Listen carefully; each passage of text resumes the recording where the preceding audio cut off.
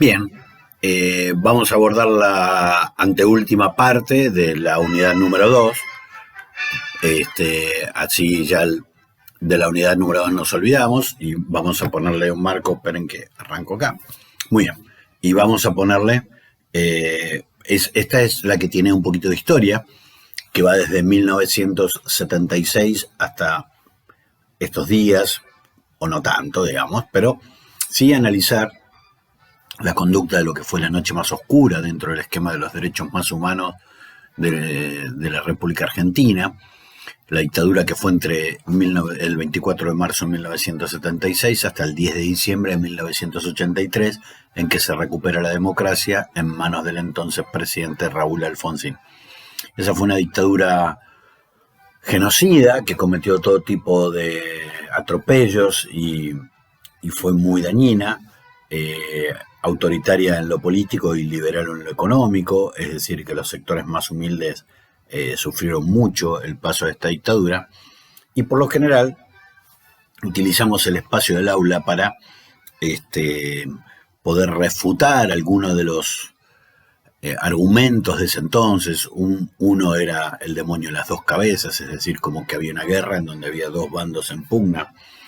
En modo alguno nosotros podemos admitir esta situación, no solo por la desventaja o la desproporción entre los dos bandos, que era absoluta y total. Unos eran el ejército y las tres fuerzas armadas y los otros eran unos jóvenes que habían pasado la clandestinidad, guerrilleros, que querían subvertir el orden, pero la desproporción era absoluta.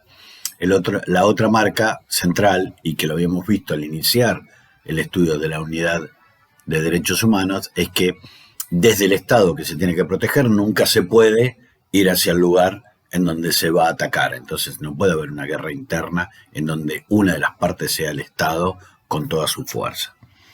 Pero si hay algo que realmente yo rescato para ya directamente despejar todo este tipo de dudas, de una manera absoluta, es decir, bueno, miren, entre los desaparecidos hay 500 bebés, de los cuales solo se han recuperado 142. Nadie puede decir que una persona recién nacida es subversiva. Y sin embargo, las privaron de su identidad, a muchos los mataron, muchos están todavía sin aparecer, lo cual en modo alguno puede justificar este accionar. No se puede librar una guerra contra un bebé, no justifica nada.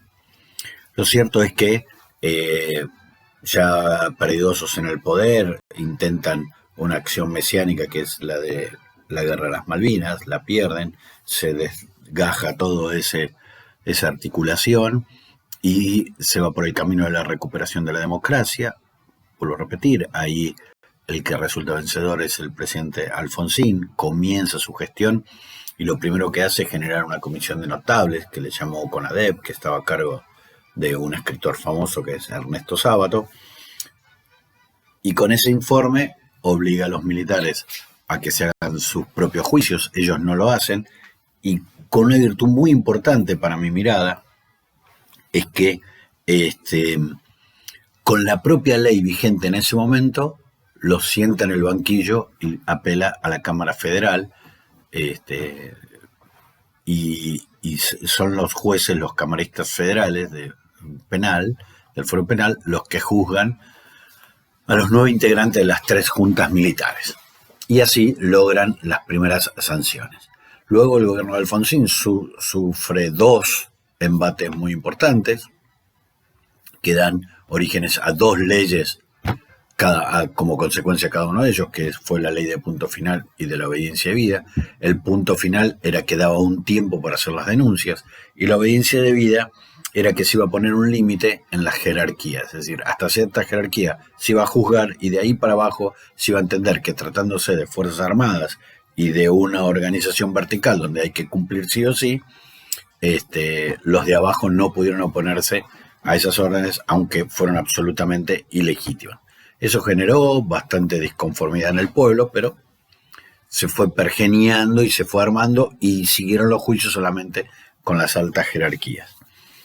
Con la llegada al gobierno del presidente Menem, da un paso más, habla de pacificación e indulta a los militares y a algunos de los guerrilleros que habían participado en esa contienda y en ese enfrentamiento, y lo hace con una facultad que tienen constitucional los presidentes, que es el indulto. También hay una gran desazón dentro del pueblo, pero se empiezan a buscar mecanismos para continuar los juicios. Los dos mecanismos que se encuentran básicamente son dos.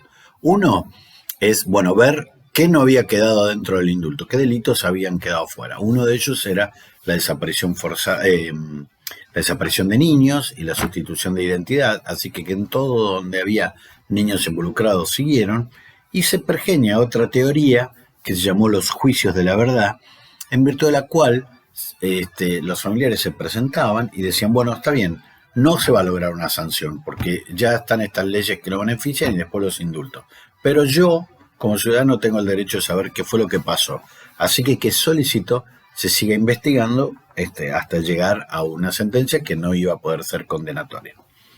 Finalmente, en el año 2003 asume la presidencia Néstor Kirchner.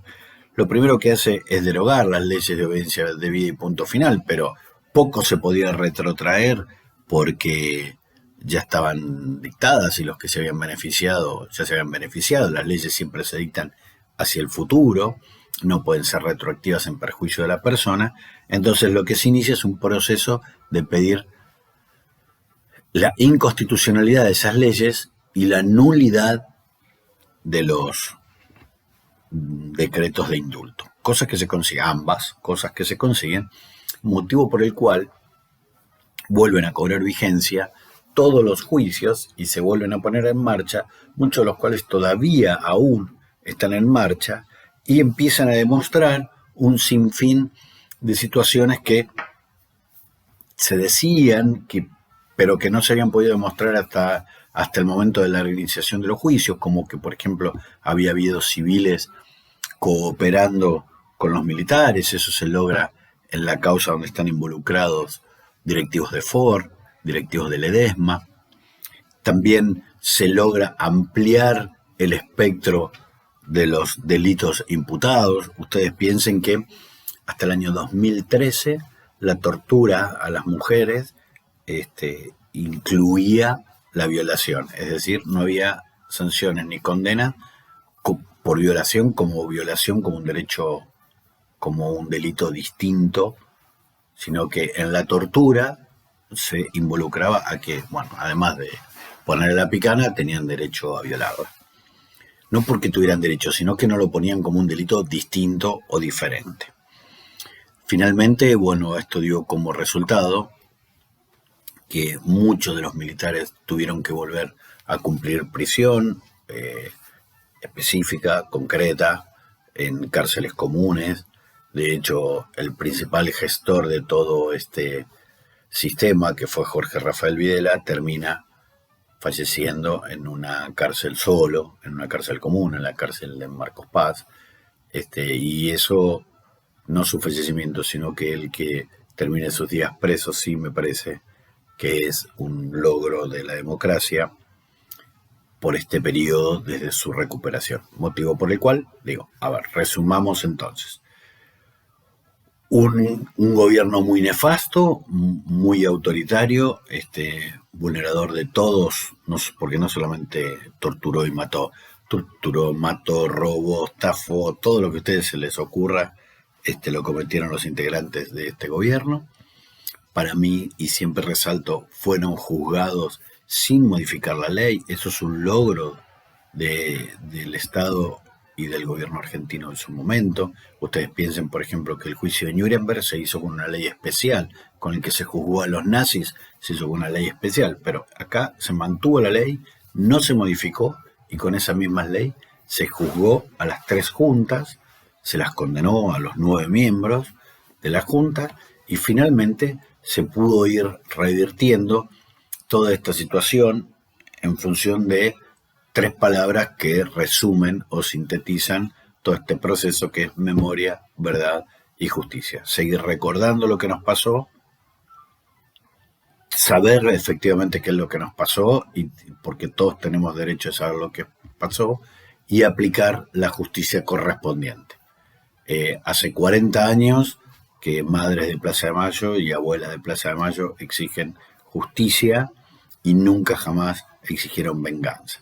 Eso me parece que es de rescatar y es como para poner un tilde por lo menos en el final de nuestra unidad de derechos humanos. Bueno, gracias.